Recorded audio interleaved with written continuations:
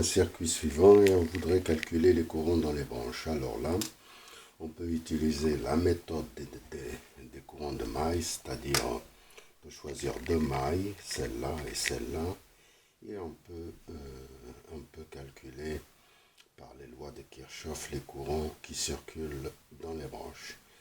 Mais ici, on va utiliser une autre méthode. On va essayer de calculer la résistance équivalente et puis calculer le courant I1. Et à partir de I1, on calcule I2 et I3. Donc la résistance équivalente, on peut la calculer de cette façon.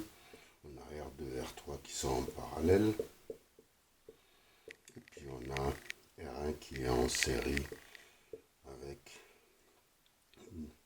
avec les deux résistances. Alors, R2 en parallèle avec R3, c'est égal à R2 multiplié par R3 sur R2 plus R3.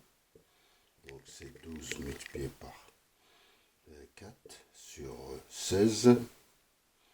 Donc on a 8 fois 2.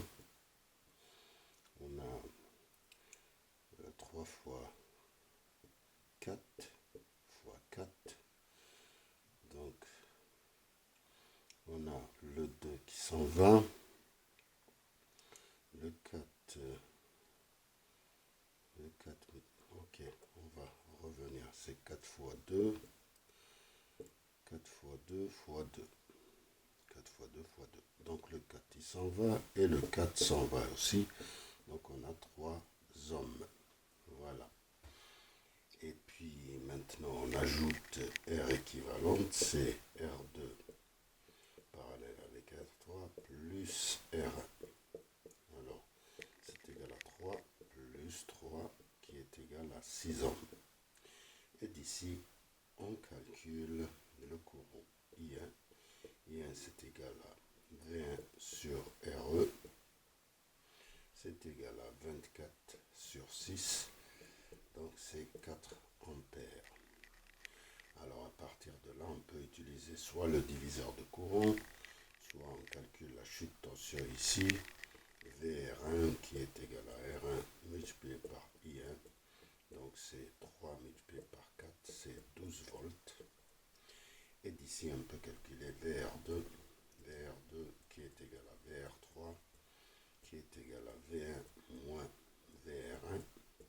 C'est 24 moins 12, ça nous donne 12 volts. Et d'ici, on calcule I2, c'est VR2 sur R2. Et I3, c'est VR3 sur R3. Donc ici, c'est 12 sur 4. Et ici, c'est 12 sur 12. Donc ici, on a 3 ampères. Et ici, on a 1 ampère. Voilà. Mais on peut aussi utiliser la méthode des courants de mailles, c'est-à-dire on peut écrire deux équations. On a d'abord ce nœud, où I1 c'est égal à I2 plus I3. Et on a deux mailles, puisqu'on a choisi les courants dans ce sens. Donc la chute de tension VR1, elle est dans ce sens. VR2, elle est dans ce sens. Et VR3 dans ce sens. Donc si on écrit les équations de Kirchhoff dans le sens des aiguilles de montre, si on passe par 0 et on ressort par plus, on écrit plus V1 moins VR1. Passe du plus au moins, on écrit moins VR2 est égal à 0, c'est la première maille. La deuxième maille, c'est on passe d'un moins vers un plus, donc on écrit plus VR2 et moins VR3 qui est égal à 0. Alors on réécrit ces équations. V1 c'est égal à R1 I1 plus R2 I2. Et puis on a 0 qui est égal à R2 I2 moins R3 I3. Alors là, on a deux équations et trois inconnues. On peut remplacer I3 par cette équation qui est I3, ça va être I1 moins I2. Donc on aura V1 est égal à R1 I1 plus R2 I2. 0 qui est égal à moins R3 I1. On a plus R2 plus R3 I2. Et numériquement maintenant, on a V1 qui est égal à 24, qui est égal à R1 c'est 3 I1, R2 c'est 4 I2 plus 4 I2. Et ici on aura 0 qui est égal à moins 3 I1 et plus R2 plus R3, ça fait 16 I2. Alors si on somme déjà, on a déjà une solution. 24 c'est égal à 20 I2. Donc I2 qui est égal... Non, c'est pas aussi simple que ça.